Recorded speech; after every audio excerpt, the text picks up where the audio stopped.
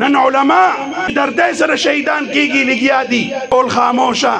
هر یو ځان لپاره قانون جوړ کړی دی ور الله هم ډیر بے نیاز ذات دی تاسو علما سره چې څوک دشمنی کی ما پستر کو کتلی دي وخت په ځن کدن کې خلې نه چنجي راوتلی چې کله د کور نوزو خپل بچو په سرونو باندې لاسونه کېږي نو هغه خپل کو مور ته وي مورې دوا لا توکا ښځې ته وي دوا لا توکا الوداع الوداع الوداع پته نشته چې ماښام تر ته کومه اطلاع راځي چې دا فلاني مولي صاحب په کم چوک کې وویشته او شهید یې کړ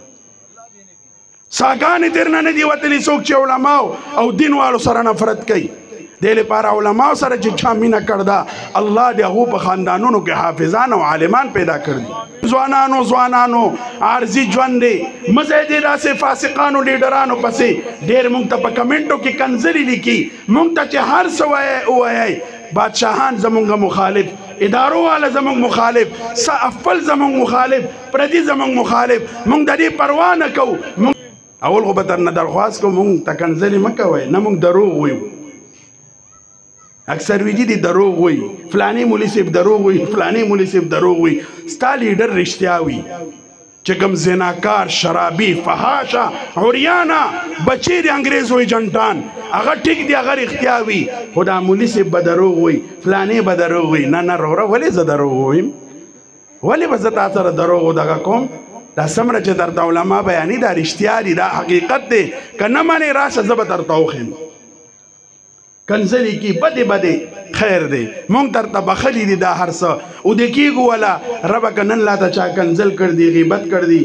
زه یو فقیر یم کریمه ستا د در فقیر یم دوا تر نه کوم چا چې لا پسې بدې ردی ویل دی الله ما معاف کړ دی تیو شریف کړی دی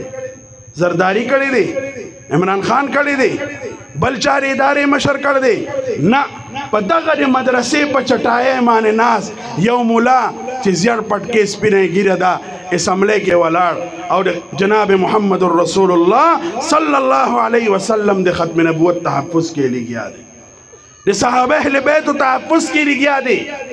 چې کله د مدارسو د رجسټریشن مسله رااله او په حکمرانانو باندې دباو راغلی مولانا صاحب او د تمام حلقو د طرف نه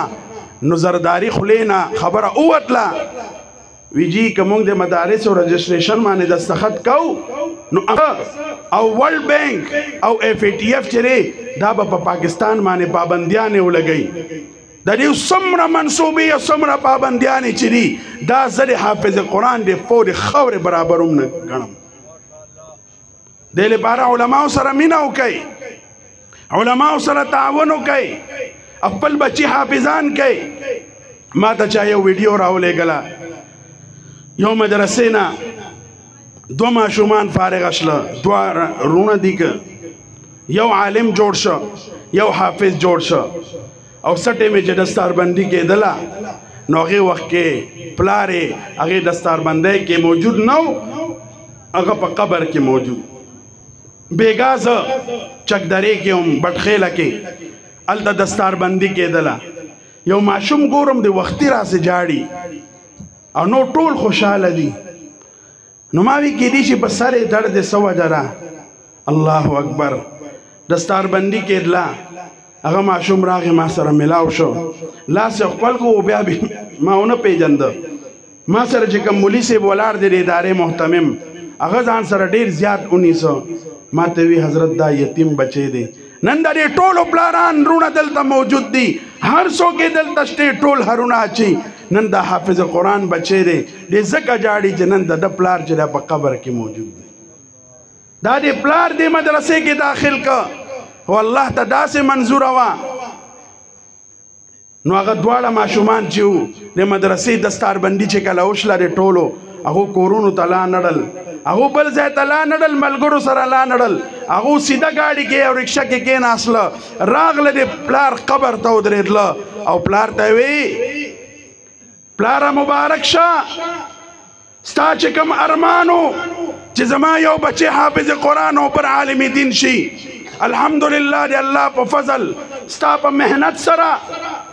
نن مونږ حافظان شلو نن مونږ عالمان شلو او اسمان ته لاس اوچت کړه کریم ربا طالبان الله ته مخاطب شله